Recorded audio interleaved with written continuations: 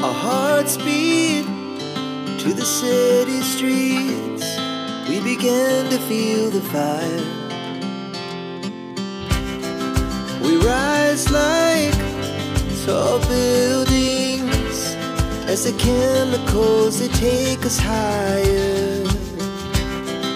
The night's young and it's just begun as she puts. Hello বন্ধুরা, আমরা সকাল 9টায় তালুকা থেকে হাঁটা শুরু করেছি আর এখন ঠিক বিকেল 4টে বাজে। আমরা এখন ঘাঙ্গর গাঁওতে এসেছি। আপনারা নিশ্চয়ই দেখলেন, আমি আগেও দেখিয়েছি যে কি অসাধারণ একটা গ্রাম, পুরো ছবির মতো সাজানো। এবার আমরা সেই ব্রিজের কাছে চলে এসেছি। আজকে প্রায় 2 দিন হয়ে গেছে আমাদের স্নান নেই। আমরা যা দিয়েছে তাই খেয়েছি, কিন্তু কেন এত কষ্ট, কেন এত কষ্ট করে অর্থ ব্যয় করে এখানে আসার কারণ আমার মনে হয় সত্যিই বোধহয় আর কিছু বলার দরকার নেই। हम लोग पहुंच गए उस ब्रिज से। इतने देर तक आते हुए चलते हुए, ये देखो जी हमारा रास्ता। तो ये हमारा पूरा टीम है। एक मिनट इधर देखो, पूरा टीम है। एक तस्वीर आना चाहिए। अब पहले बताओ। अरे रुको, बोलो কেমন লাগলো হেঁটে? হালুয়া টাইট, হালুয়া টাইট, হালুয়া টাইট, কিন্তু এখন ফ্রেশ লাগছে তো পৌঁছে? একদম ওকে। সৌমি আমাদের গ্লুকন্ডি খাইয়ে দিয়েছে, আবার এতটা উঠতে পারি আর কি। लवली सिंह, बताओ सब ठीक है? हमारा टीम कैसा है बताओ? Good, okay. सोमराज কেমন লাগছে বলো? স্যার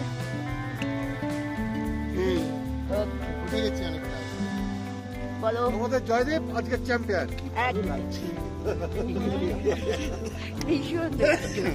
বলো কাকু। মনে হচ্ছে আবার আরো একবার আসবো। কালকে মনে হচ্ছিল পারবো, আজকে মনে হচ্ছে আবার পারবো। আসলে প্রকৃতির বোধহয় এটাই মজা। এবার রাস্তাটা অনেকটাই চড়াই, পুরো রাস্তাটাই ভীষণ চড়াই। গাইজ, আমরা চলে এসেছি আমাদের সেকেন্ড ডে ক্যাম্প। ওই যে দূরে দেখা যাচ্ছে অরেঞ্জ কালারের, যে কারণে এখানে দাঁড়ানো সেটা হচ্ছে এই সাদা সাদা যে গাছগুলো দেখতে পাচ্ছেন প্রায় ন্যাড়া, এটা হচ্ছে ভুর্জ গাছ। ছালগুলো নিশ্চয়ই দেখতে পাচ্ছেন কেমন গাছ থেকে আলগা হয়ে খুলে এসেছে, এবং যেহেতু এখানে প্রবল হাওয়ায় সেগুলো দুলছে। লক্ষ্য করে দেখুন, পুরো মনে হবে কাগজ। সত্যি কিন্তু খুব সুন্দর। আমাদের পূর্বপুরুষদের আবিষ্কার অনবদ্য, প্রকৃতি থেকেই কিন্তু তারা সমস্ত কিছু সংগ্রহ করেছে। অবশেষে আমরা পৌঁছে গেলাম আমাদের সেকেন্ড ডে বেস ক্যাম্প। আজকে আমাদের 3 নম্বর দিন। আমাদের যাত্রা শুরু করেছি আমরা 8টা 25-এ। আমরা সীমাত্রা থেকে আজকে চলে যাব হারকিদুন। হারকিদুনে এখনো পর্যন্ত আমাদের ঠিক রয়েছে যে আমরা বাংলোতেই থাকছি, ফরেস্ট বাংলো, তাই তো পীযূষ? ফরেস্ট বাংলোতে আমাদের বুকিং রয়েছে। আমরা এগিয়ে চলেছি। খুব সুন্দর প্রকৃতি। সকালবেলা প্রায় 2-3 ডিগ্রি তাপমাত্রা ছিল। আমরা এই রাস্তা দিয়ে নেমে এলাম। হ্যাঁ, এখন আমরা এগিয়ে চলেছি। প্রথমে আমরা ভেবেছিলাম যে প্রচন্ড ঠান্ডা থাকবে, কিন্তু হাঁটা শুরু করার সাথে সাথেই কিন্তু ভীষণ গরম লাগবে। তো আমার সাজেশন হলো, আপনাদের যতই ঠান্ডা লাগুক না কেন, আপনারা যারা আসবেন আর কি, হাঁটার সময় কিন্তু ওই একটা টি শার্ট অর্থাৎ গেঞ্জি আর প্যান্টই যথেষ্ট, আর কিচ্ছু নয়। কিছু দরকার হলে সাথে নিয়ে নেবেন, কিন্তু মোটেই পরে হাঁটা যাবে না কিন্তু। হ্যাঁ, এটাই সবচেয়ে বড় কথা। দেখুন কি অপূর্ব প্রকৃতি, কি পিওর। শুধু ঝর্ণার শব্দ, পাখির ডাক, বিশুদ্ধ অক্সিজেন, চোখের সামনে বরফের পাহাড়। বারবার মনে পড়ছে কাজী নজরুল ইসলামের কবিতাটা, থাকবো না কো বদ্ধ ঘরে, দেখবো এবার জগৎটাকে, কেমন করে ঘুরছে মানুষ যুগান্তরের ঘূর্ণি পাকে।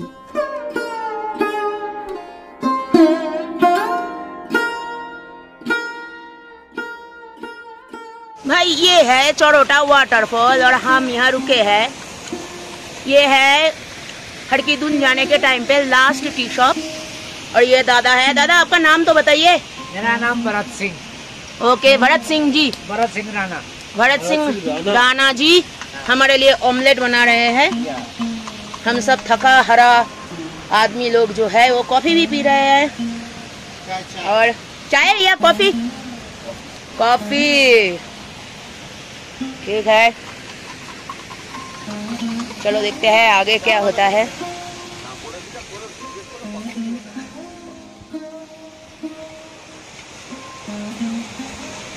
ये हमारा आगे का रास्ता है। आज का दिन भी बहुत ही खूबसूरत है।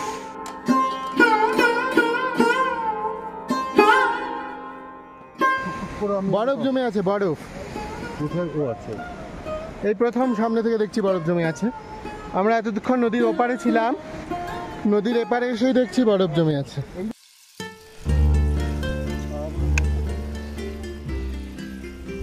যেখানেই ছায়া বেশি, সূর্যের তাপ তেমন আসেনি, সেখানেই বরফ জমে রয়েছে। আমরা এই রাস্তা দিয়ে উঠে এলাম। চলে গেছে ছেলে বরফের মধ্যে, পা যেন না ভেজে, পুরোই বরফে কিন্তু থাকতে হবে এরপর। চলো বেশি ডুবো না। স্বাভাবিক হাতের কাছে বরফ দেখলে আমরা সমতলের মানুষ, আমাদের তো একটা আলাদা ফিলিংস হবেই। জুতো ডুবিও না ফাদার, নেমে এসো। এখন না, পরে পরে পাবে তুমি অনেক। হ্যাঁ একদম।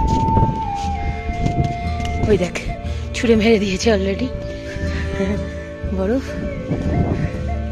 ছেলেও রেডি, একেবারেই তাক করতে পারেনি। আর হাত দিও না এখন। চলো, সুন্দর লাগছে ভ্যালিটা। ভ্যালিটাতে ছায়া তো, ওই জন্য জায়গায় জায়গায় জমে রয়েছে বরফ।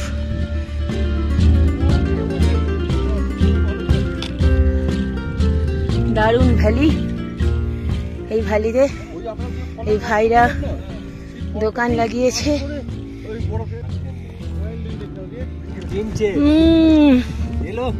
बहुत ज्यादा खट्टा है। दादा को तो अच्छा लगेगा। वही जो हम लोग खाए थे वही है, उसी का फल है बाबा। बांधवे होती সারা ভ্যালি জুড়ে এই গাছটা আছে। নাম এখনো জানতে পারিনি, যাই পৌঁছাই গিয়ে আমাদের গাইড বা কুক যদি বলতে পারে। যদিও ওরা সত্যি খুব বেশি যে জানে তা কিন্তু নয়। হারকিদুন সত্যি ভীষণ মোহময়, ভীষণ সুন্দর। এইটা নামতে সবচেয়ে বেশি ভয় লেগেছে। সিঁড়ি আছে কিন্তু সিঁড়িগুলো সব ঢাল করা। এখান দিয়ে এসে ওই ব্রিজটা আমরা পার হব। এ পথে আপনার জল নিয়ে ভাববার কিছুই নেই। পথে এমন অসংখ্য ঝোড়া রয়েছে, ব্যাস নিজের বোতলটা ভরে নিন, একটু জিওলিন দিয়ে নেবেন। যদিও এখানে কোনো জনবসতি নেই, ফলে এই জল একেবারেই পিওর, এখানে কোনোই নোংরা নেই। আমরা কলকাতি ধার না, অ্যাকচুয়ালি সীমাত্রায় আমরা ছিলাম। সীমাত্রাতে আমাদের যে জলের সোর্সটা ছিল ওটা একটু নোংরা ছিল, ওটা আমাদের ছেঁকে নিতে হয়েছে। কিন্তু এই জলটা ভীষণ ভালো, দেখাই যাচ্ছে, দেখুন একদম পরিষ্কার। আমরা এই পথ দিয়ে এলাম। এই রাস্তাটাতে চড়াই অনেক, তবে ভ্যালিটা সত্যি খুব সুন্দর। এখন সামনে আরেকটা ব্রিজ, আমরা অন্য আরেকটা পাহাড়ে চলে যাচ্ছি। এখানে আমরা একটু গ্লুকন সি খাবো।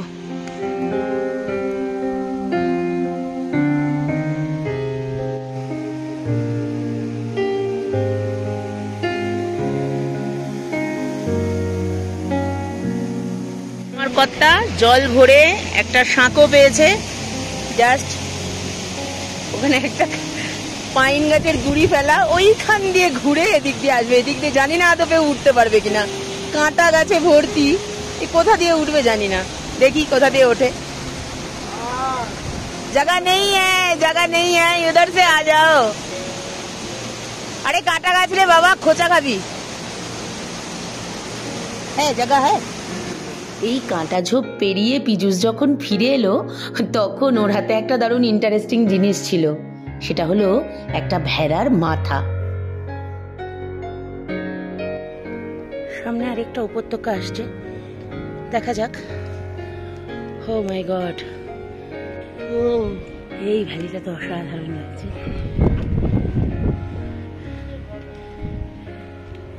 দূরে 3টে ঘর দেখা যাচ্ছে ছোট ছোট। হরকিদুন ভগবান শিবজির বিচরণ ক্ষেত্র। আমরা এখন সেই ভ্যালিতে দাঁড়িয়ে আছি। ওই সামনে দেখা যাচ্ছে যেখানে আমরা থাকবো সেই ঘর। আমরা প্রত্যেকেই মুগ্ধ দৃষ্টিতে চেয়ে রয়েছি। উল্টো দিকের পাহাড়টা অদ্ভুত, বরফ নেই, গাছ নেই, যেন প্রতিস্পর্ধী হয়ে দাঁড়িয়ে আছে।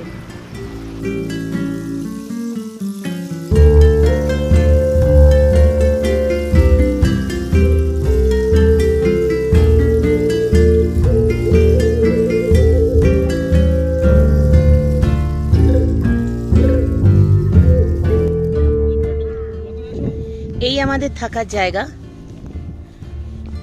এখানে কিচেন, আমাদের কুক ভাই। আমাদের রুম এখনো পরিষ্কার হচ্ছে। এখান থেকে গ্লেসিয়ারটা দেখা যাবে। এগিয়ে যাই, এগিয়ে গেলে গ্লেসিয়ারটা দেখতে পাবো ভালো।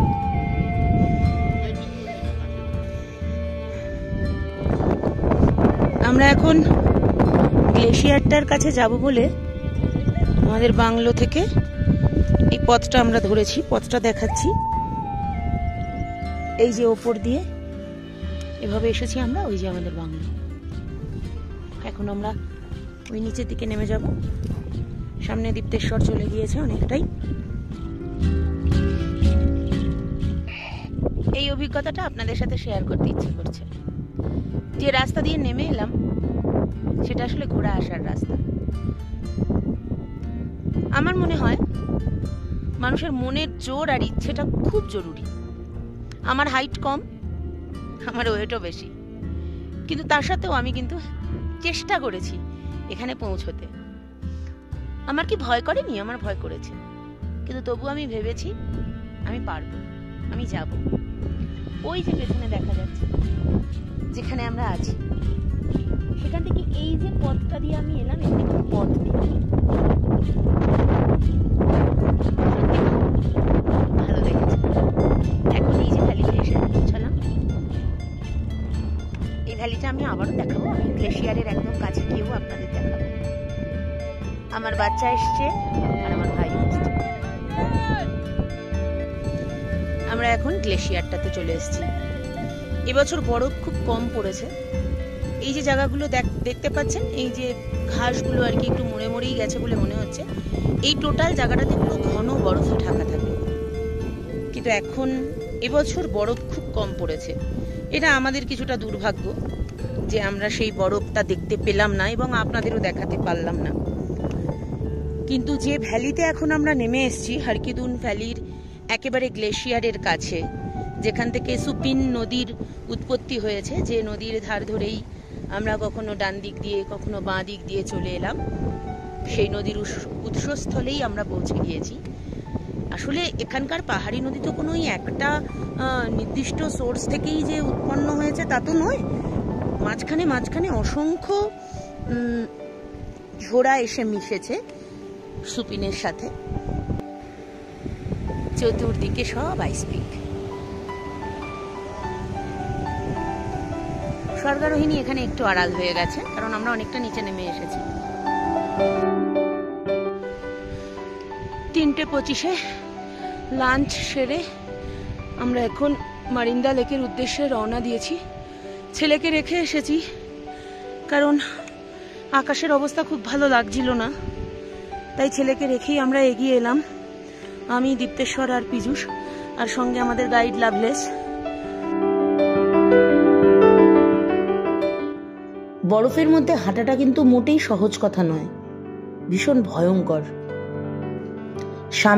সামনে থেকে আমার ভাই আমাকে গাইড করেছে এবং পেছনে আমার হাজবেন্ড ছিলেন আমাকে সাপোর্ট দেওয়ার জন্য। এই প্রথমবার আমি ট্রেকিং রুটে বরফের ওপর হাঁটলাম, আর এই রাস্তাটি শুধু বরফ নয়, এর সঙ্গে ছিল কাদাও।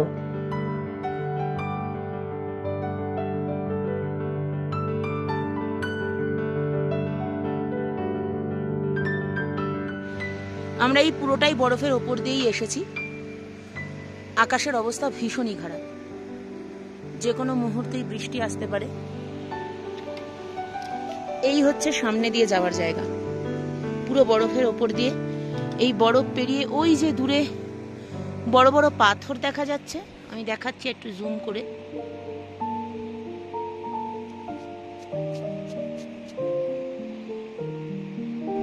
এই যে বড় পাথর দুটো দেখতে পাচ্ছেন কালো, এর পরে হচ্ছে মারিন্দা লেক, যেটা পুরোটাই এখন জমে আছে। আমরা সিদ্ধান্ত নিলাম আমরা ফিরে যাব, কারণ সেফ ভাবে ফিরে যাওয়াটাও আমাদের কাছে জরুরি। আমার বাচ্চাটা রয়েছে নিচে, কাকুরাও রয়েছেন। আমার মনে হয় আর না এগোনোই ভালো। হারকিদুনে আমাদের থাকার ঘর, এটা ফরেস্ট বাংলো। কেয়ারটেকার ভাই আছেন, তিনি আমাদের দরজা খুলে দিলেন। এখন প্রায় 5টা অতিক্রম করে গেছে।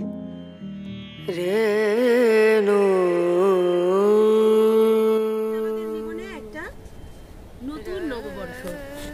আমরা হারকিদুন ভ্যালিতে যে 7 জন রয়েছি, আমরা নিজেদের মতো করে উদযাপন করছি।